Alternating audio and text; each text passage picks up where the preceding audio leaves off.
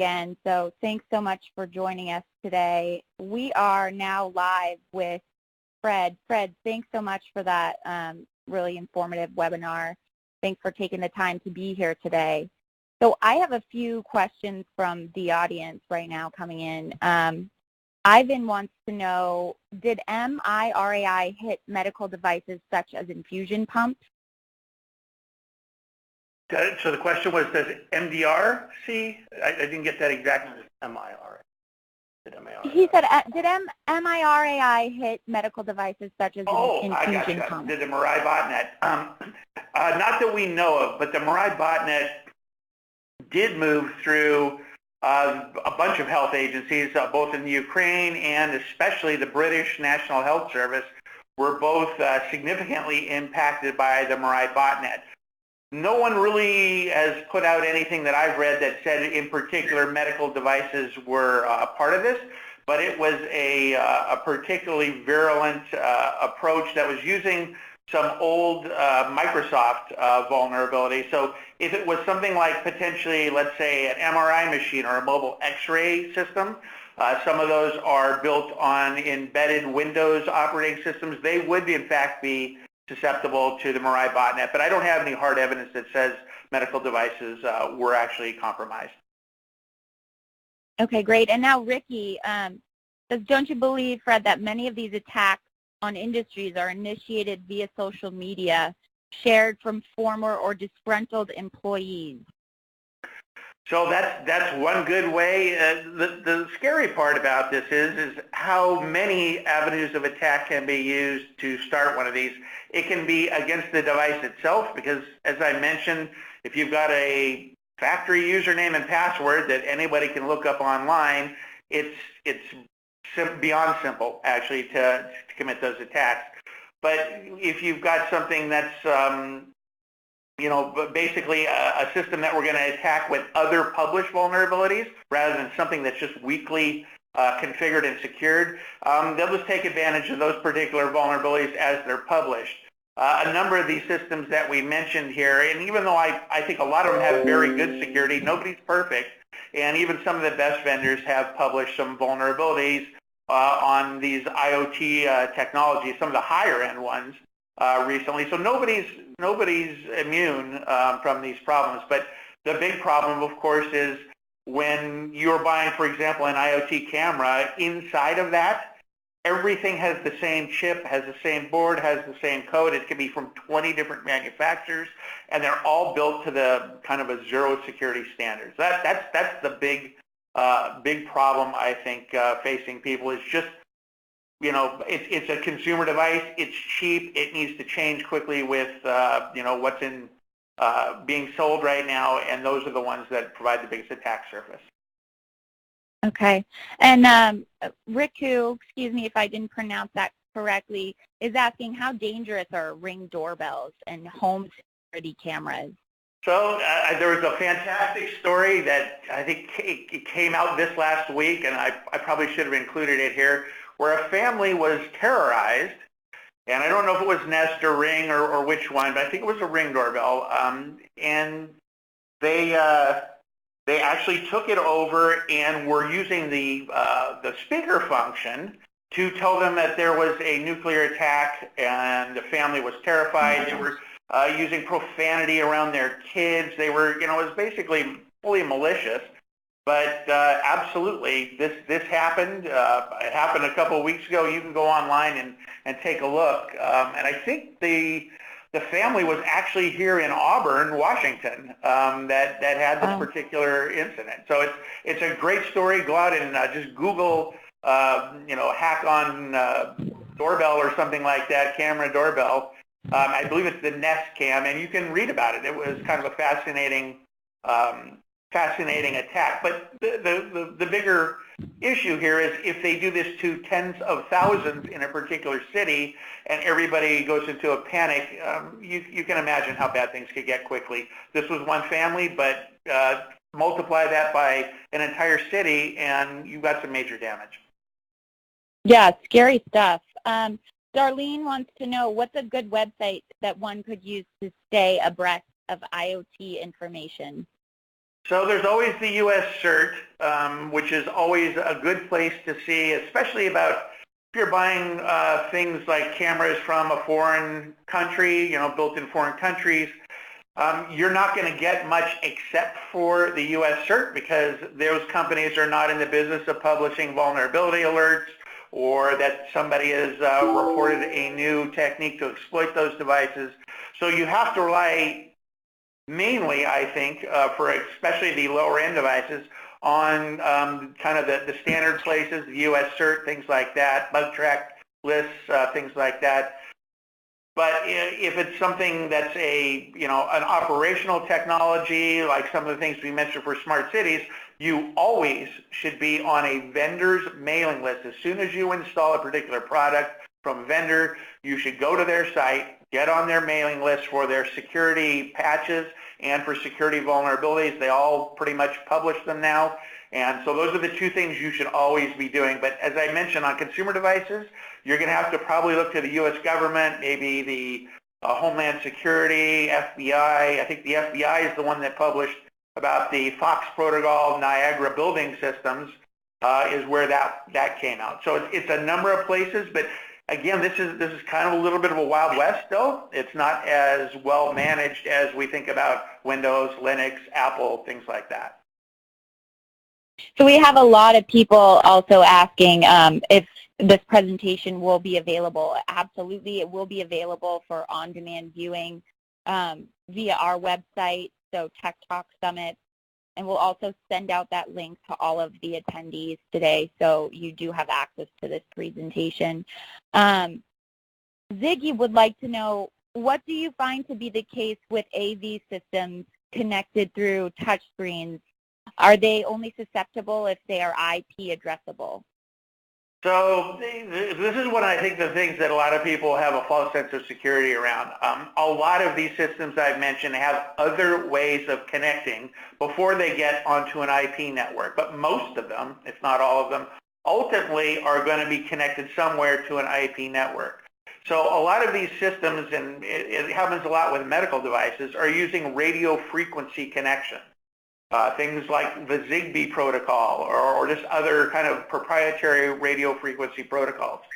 So there are multiple ways these can be attacked. One of them is just over the radio frequency approach, and usually that requires being in close proximity to do it. But again, all of these come and eventually aggregate somewhere. So all these medical devices, they say blood infusion pumps, are going to be reporting back to some central management console where they're going to be changing dosages or rates of flow and things like that.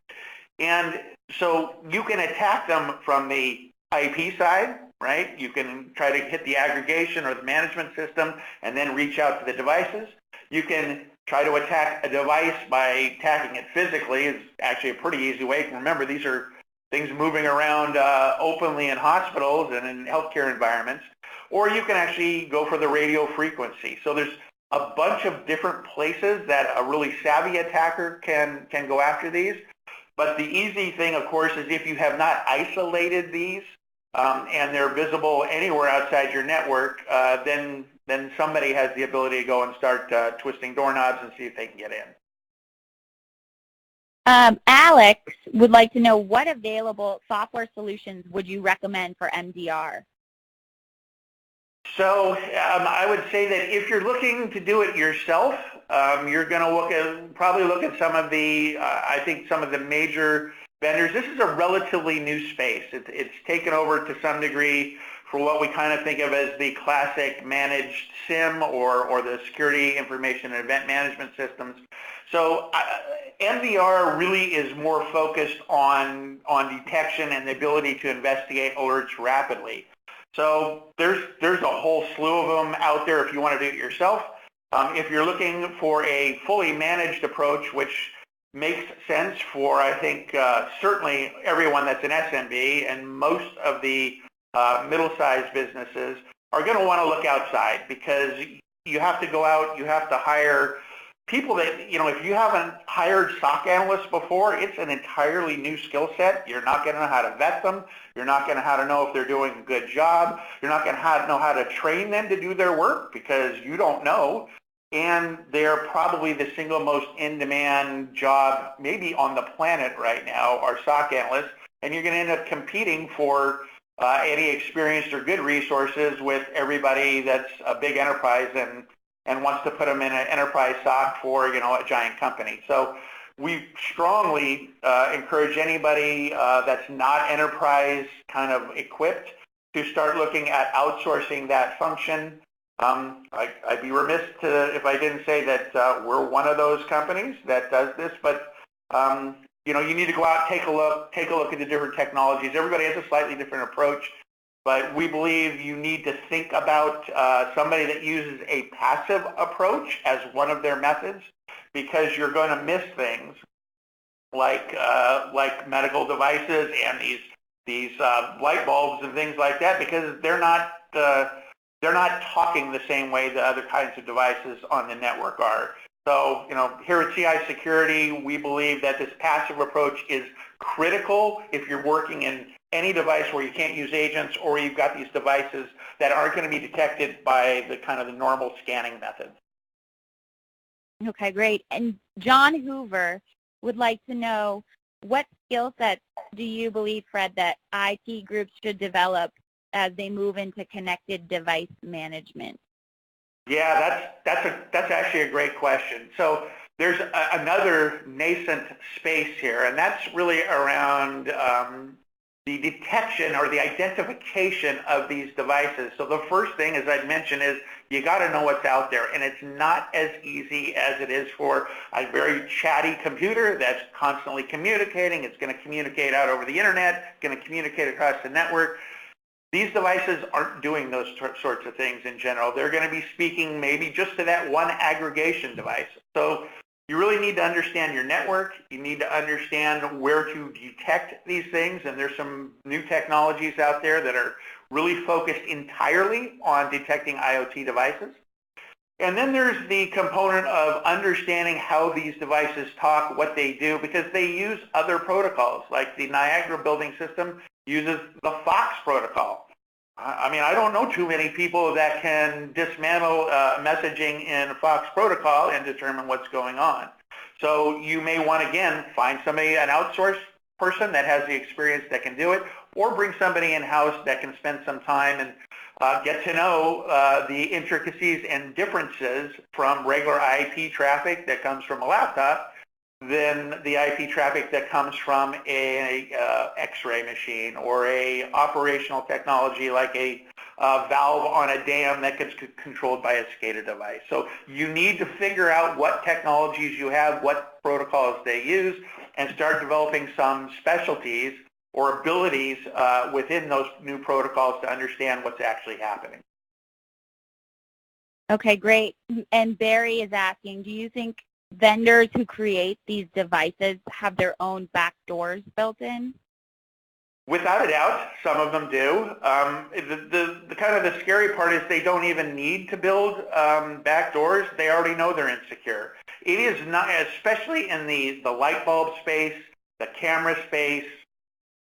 I mean, most of those people don't care about security. They can't. It's not economical. They can't stay in business because this stuff is commodity. You know, they're pumping this stuff out just like regular light bulbs, right? And stopping to think about, is it secure, is just not on their checklist of things to do. So yes, some are having backdoors built in, but the even sadder part is the technologies are so easily compromised in most cases that you don't need a backdoor, right? You can spend 5 minutes on the internet, Google your device and say, how do I hack your name and name your device?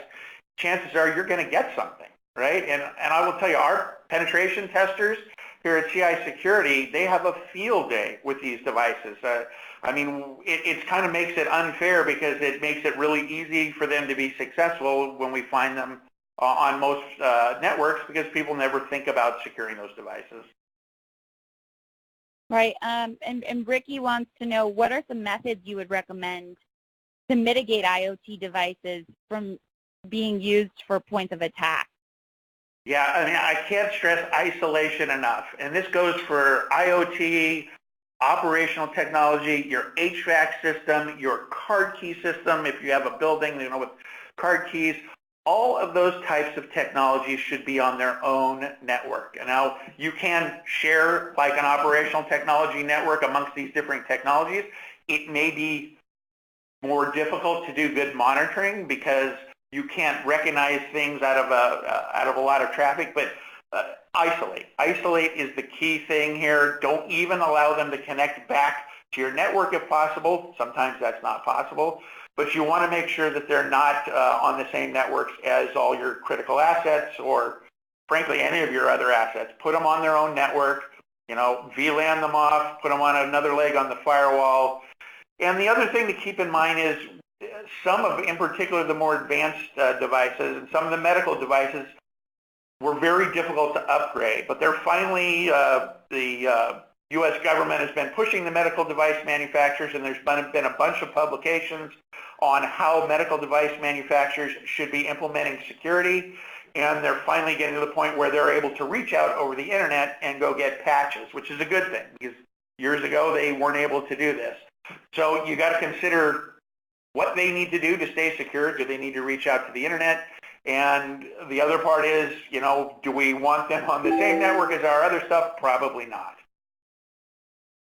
Great. Would you say the latest iPhone vulnerability regarding FaceTime jeopardizes that device? Well, absolutely.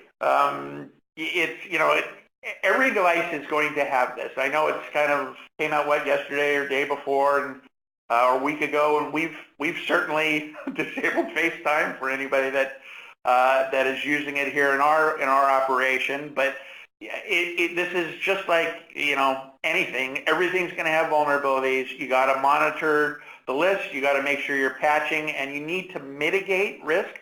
If it's something like this FaceTime issue that I don't believe has a fix out yet, you've got to do something, and that may be turn off FaceTime. So the hard part about this, it's monitoring a bunch of information feeds from the vendors, from the U.S. CERT, from other agencies and organizations that publish vulnerabilities, so you know what to do. And again, sometimes it's patch, sometimes it's turn it off, sometimes it's take that off the network. It can be any number of those things. Scott would like to know, with the known vulnerabilities for medical devices, are there any policies that are in the works to standardize fixes, or is that even something that is possible? No, there is. So, and I can't remember the exact name, but it's part of the HICP program, if I remember correctly, put out by the Department of Health and Human Services. They've just recently published some really, really good guidance for especially medical device manufacturers on how to secure those devices. It talks about it from the perspective of a manufacturer, and they have guidance on the perspective of a user. So there's some great materials out there to go take a look at, and they're on the Health and Human Services website. Great. And Emmanuel is asking, and I think this is something we may have touched on briefly, but he's asking that you suggest some resources for carrying out security assessments of proposed IoT devices to be added to your network. Yeah, so the things I would suggest are, along with active scanning technologies, things that can go out and inventory your network, look for devices, a lot of people forget about the passive approach to this. And passive approach may be the best for these IoT devices. When you're going out with an active tool and you're pinging across your network, some of these devices are set not to reply to a ping, and you're not going to know it's there, right? Or if you have maybe some good technologies, you're going to know something's at that IP address, but you're not going to know what. But if you have a passive technology that's watching traffic, the second it says, oh, I see an IP address that has never spoken before. What kind of protocol does it look like it's speaking? And it will, a good technology will be able to identify and say, you know what? That looks like a protocol that's used by a medical device by this manufacturer. And that way you're going to be able to say, okay, I'm able to identify things in a passive manner. I don't from an active. So most people always think, oh, I'm going to go out and ping every IP on my network and see what comes back.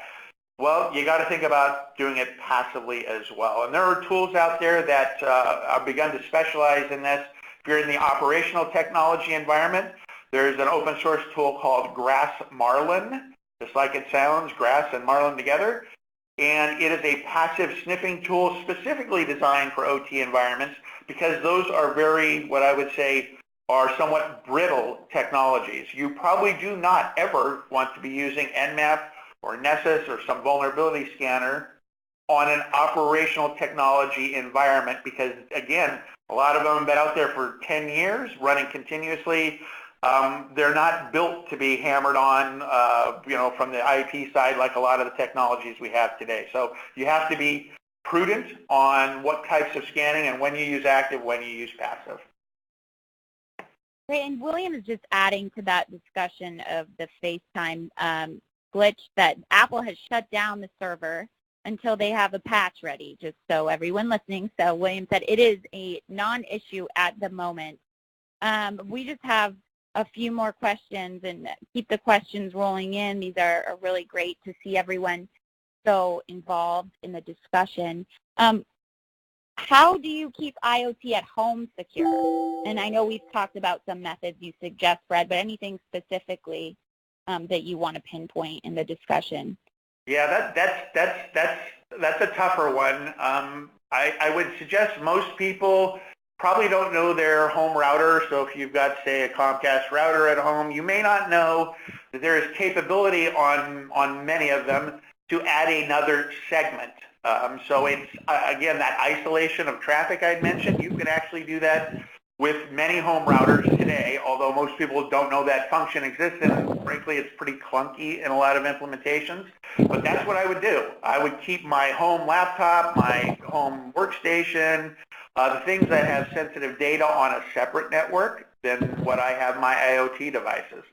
And remember, you're always communicating inbound. So if I'm trying to connect to my internal camera, I have to poke a hole, right, in my firewall usually, so I can see in and allow the ability to see what's going on in that camera. So it makes sense to not poke a hole in the same network segment where you have your key systems and your home computers with your tax returns, etc. And this is a really great question. How do you vet IoT manufacturers? Oh, that is a good one. I think there's some reputation starting to be built up out there. When you're looking at the operational technology environment, the industrial stuff, it's getting pretty good, and many of the vendors have taken actually a leading position on understanding that they need to put security into their products. But when you're looking at the consumer market, that's dicey. That is really dicey because you don't know what's in a device until you open it up. As I mentioned, you open up those IoT cameras, the innards are the same in 90% of the devices out there. It's the same company that makes one board that has a built-in processor and wireless on it and has no power to do much more than that, and it's in almost all of them. But you won't know that until somebody, somewhere like a security researcher has torn it apart and published about it. So I'm sad to say right now there's probably no great source for just the consumer style IoT as to who's a reputable manufacturer or not. I think that will shake out, but I'm not sure I have a great recommendation at this time. Okay, and someone said they have everyone from the operations team to the physicians connecting IoT onto my network. What should I do to address this? Yeah, that's the scary one. So, at CI Security, one of the things that we absolutely stress to people is you've got to understand what's coming and going on your network. So one of the ways to prevent that is something like network access control, and that means either you're going to install certificates on your workstations and laptops. Doesn't work for IoT because you're not going to install a certificate. So you're going to probably have to use something like MAC address filtering. In other words, every device on your network, you're going to have to record its MAC. You're going to have to put it in a table. And if something with a new MAC address tries to join your network, it's going to say, no, you can't join this network.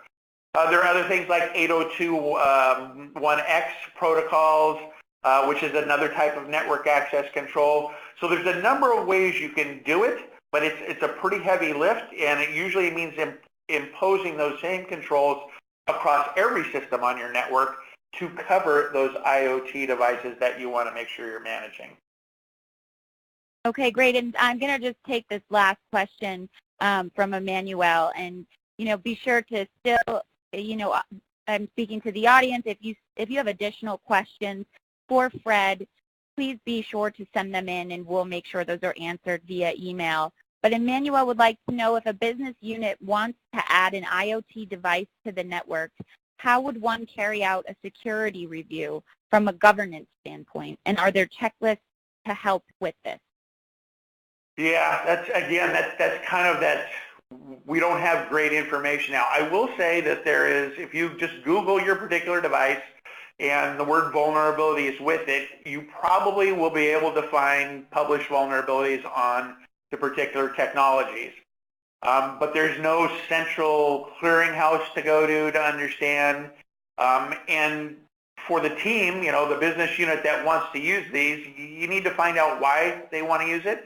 And you may want to adopt a more robust version of the same technology. So, for example, if they want to put in cameras or something to watch, maybe to see if a customer is coming up to a counter, you want to use your internal kind of your security surveillance system for those activities, rather than having going in and slapping that in so somebody can sit in the lunchroom and see if somebody's walked up to the front desk. But it's again, we're still a little bit Wild West here, and you just need to make sure that people communicate if they're going to be using IoT technologies and they're not doing shadow IT when they do it, so you know what people are doing. And that's why I always say, go through your procurement and your contracts list, because you may find things that people have bought because they're cheap, easy to put on the network, and you may find them that way as well. Great. Well, Fred, thank you so much for taking your time to share your incredible amount of knowledge on this subject with us. And thank you to everyone in the audience, all of the viewers. We hope it was very informative. Please look out for more of our Tech Talk webinars, this one brought to you by CI Security. Also, be sure to look out in your email for a short survey from us. Fred, once again, thank you very much. Thank you. Have a wonderful day. Thank you.